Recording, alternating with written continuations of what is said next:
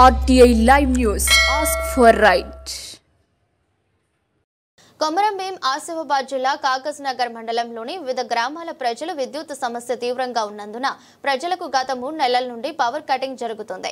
కష్టాలు అనుభవిస్తూ నరక యాతన పడుతున్నందున ధర్నా చేపడుతున్నామని, ముఖ్యంగా వర్షాకాలం కావడం వల్ల చీకట్లో విష పురుగులు కాటేసి మృత్యువాత పడే అవకాశాలున్నాయని, అదేవిధంగా దోమలు కుట్టి మలేరియా, డెంగ్యూ లాంటి ప్రమాదకర జబ్బులు వచ్చే మరణాలు సంభవిస్తాయని, ప్రతిరోజు కరెంటు కటింగ్ జరగడం వల్ల విసిగిపోయిన ప్రజలు సంబంధిత అధికారులకు చెప్పినా పట్టించుకోవడం లేదని, మా సమస్యలను ఎవరికి చెప్పాలో తెలియక కాగజ్ నగర్లోని ఎలక్ట్రికల్ ఆఫీస్ ముందు వర్షానికి తడుస్తూ ధర్నా చేస్తున్నారు.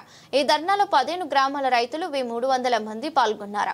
కార్యక్రమంలో మాలి సంఘం రాష్ట్ర అధ్యక్షులు లెండుగురే శ్యామ్, నాయకులు, వివిధ గ్రామాల ప్రజలు పాల్గొన్నారు.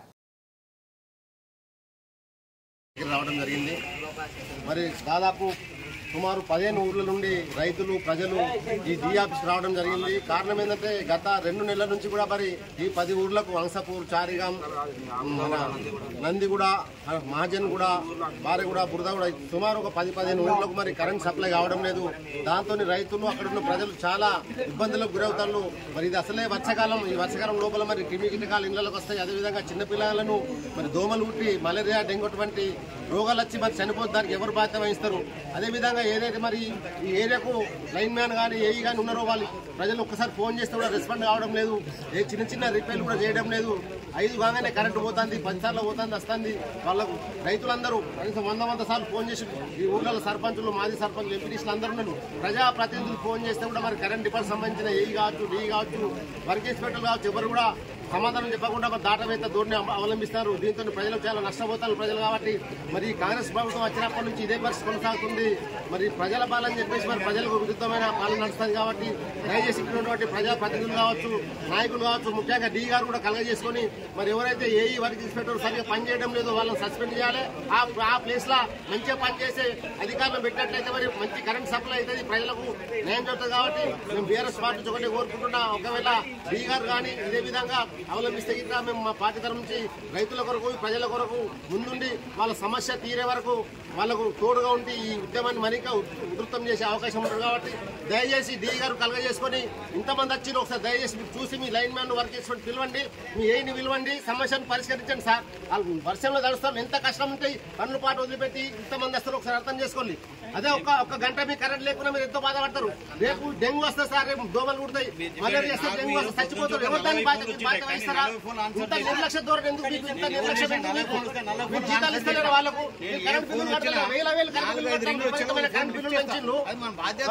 ఒక 3 నెలలు కట్టకుండా కరెంట్ కట్ చేస్తారు. బిల్లులు కట్టగా మీరు కరెంట్ సప్లై చేస్తలేరు. లైన్ మెయిన్ లైన్ షూటింగ్ సైతం ఫోన్ ఏది వచ్చినా రైతు నుంచి ముందు ఏదైనా ఎవరికి నష్టం పూర్తి బాధ్యత తప్పు. ఎవరికైనా జ్వరం చచ్చిపోతే శవాన్ని తీసుకొచ్చి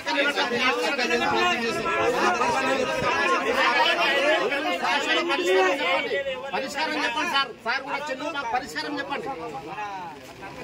సీఎం గారు వీడియో కాన్ఫరెన్స్ ఉండే, మీరు వచ్చి ఆఫీస్ లో ఉండే, అంత వర్షం వచ్చింది, కరెంట్ పోయిందా?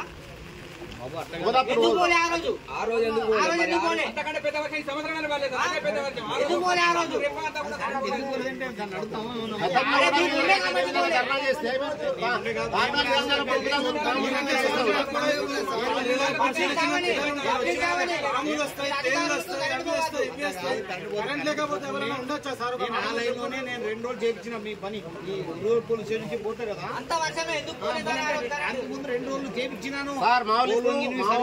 ఏం డిమాండ్ చేస్తారని అర్థమవుతాం సార్. సార్ దయచేసి వినండి సార్.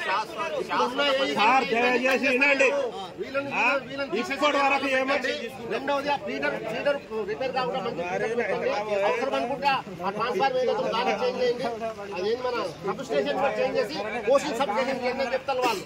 ఇది చేయలేము మనం. దీనికి పెద్ద నిధులు కావాలి, 5 లక్షలు కావాలి సార్. చెప్పండి మరి మీ సమస్య కరెక్ట్ ఏమో 4 రాండి. మీకు